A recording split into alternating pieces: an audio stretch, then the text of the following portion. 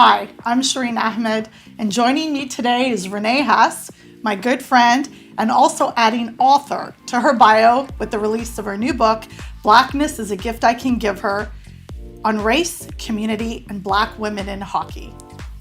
Wow, Renee, we're here. I can't believe it. How exciting. First things first, is this a book about hockey, or is it a book about systems of racism in hockey? I would say it's a little bit of both, but mostly it's a book of stories, book of stories of the Black women and the marginalized folks that I have met in my time working in ice hockey. And of course, while we're talking about Black women in hockey, we're going to talk about systems of oppression. There's no way to escape it because hockey is, part of culture. And those systems of oppression exist in all aspects of culture, particularly ice hockey for Black women. There are certain organizations that you mentioned in the book that have supported Black women in arenas around Canada and the United States and around the world. Did that come as a surprise to you?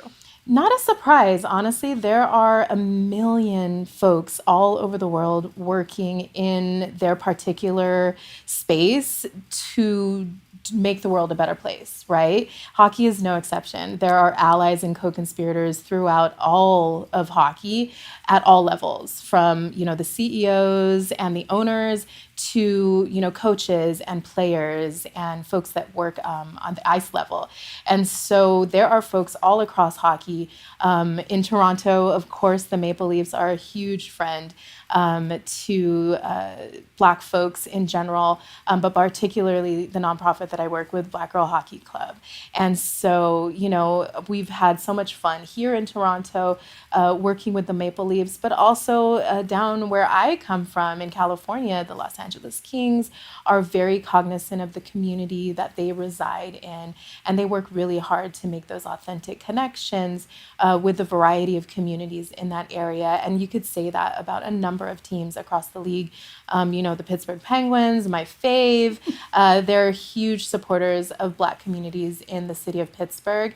And there are many teams like that. Those are just a few of the ones that I mentioned in the book. So what can organizations do better to help amplify Black voices in hockey or just generate more fans from those communities?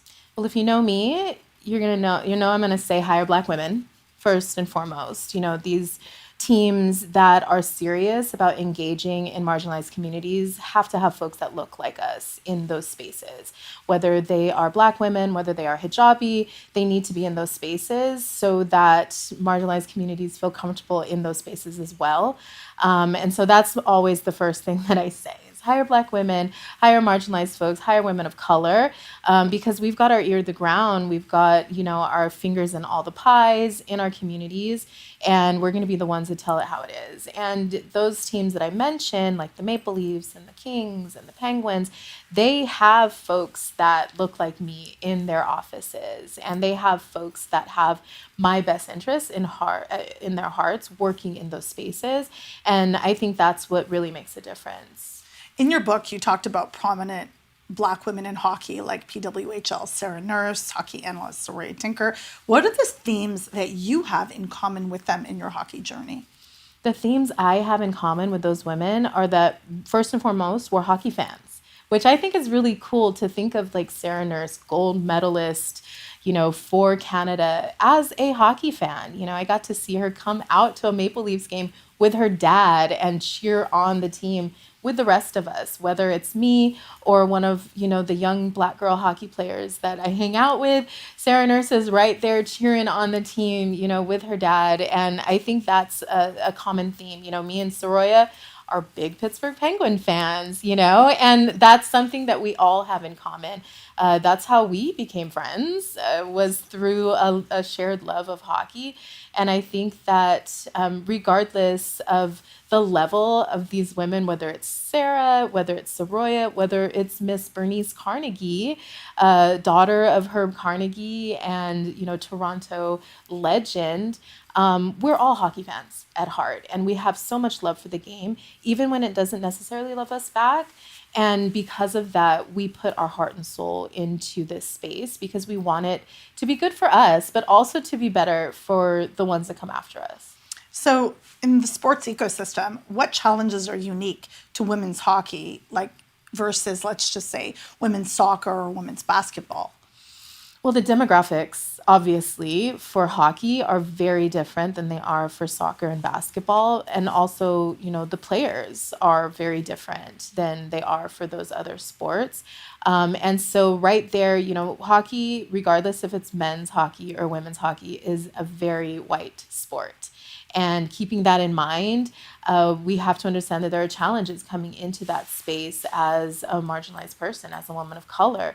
Um, but I think that out of all the hockey spaces that I've been in, women's hockey has so much potential, and we see what the PW is doing right now. What they did last year, they came out of the gate, swinging, and made sure that that space was as inclusive as they could make it at that beginning stage. I have faith that it's only going to get better as the league gets more established and they start, actually like pretty sure we have team names now and team jerseys now. But as the teams get more established, and the front office gets more established, I have faith that they're going to keep up with the times and keep pushing, just like women's soccer and like basketball as well. Since founding Black Girl Hockey Club in 2018, you were such a builder of community in sport. I want to know what's one thing you've learned about yourself in this process. That I can public speak better than I thought I could. You know what? That I'm a lot braver than I gave myself credit for, 6 or 7 years ago. Walking into hockey spaces can be intimidating when there's nobody that looks like you in the room, when there's nobody that has the same cultural background as you. You know what it is, to come into sports spaces and to be the only one, right? And we talk about that in the book, being the only one. It's not as great as it's cracked up to be, right? It can be really terrifying. But I'm really lucky to have a community of women around me, including you, including folks like Soroya and Sarah. We all support each other. We are all in the group chat together, right? Like we support one another, and that makes me more brave to be able to do things like that with the likes of you. Let's talk about Grigori Malkin for a second. What about this player who I had to learn about because of our friendship? What about this player makes you love hockey even more? And what about it is about him do you love so much? Ah, Gino, how much time do we have, guys? All right, so back in 20, no, okay. So I just, you know what? He's fun to watch. He's got a great personality off the ice, first of all. He's hilarious. He loves the game of hockey. He's very loyal to his team. The ethos of the Penguins, which I consider, very strong in teamwork and community. He has that very much so in his heart, and he loves the city of Pittsburgh. It's his second home. He comes from Russia.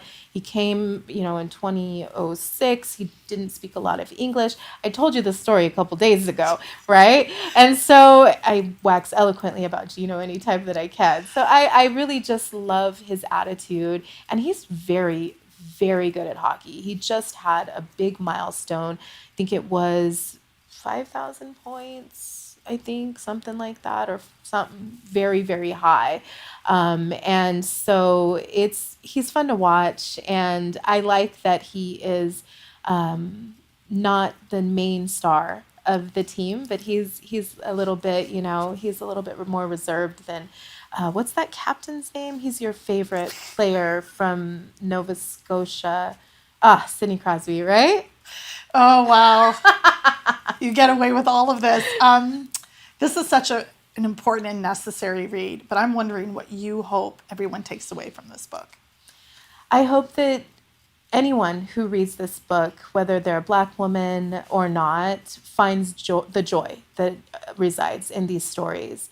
It's easy to pick out the bad stuff, right? When you're talking about Black women in hockey or Black folks in hockey or marginalized folks in hockey, there's a lot of bad stuff out there. There's racism and sexism and misogyny and all those fun things.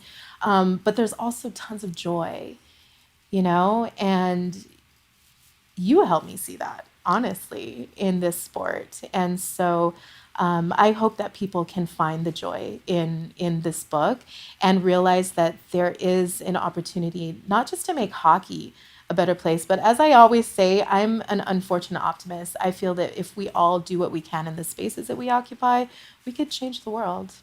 And thank you so much for bringing your joy and this joy to CBC Sports. Thank you so much for being here. You can buy Blackness Is a Gift I Can Give Her at anywhere books are sold. Thank you so much.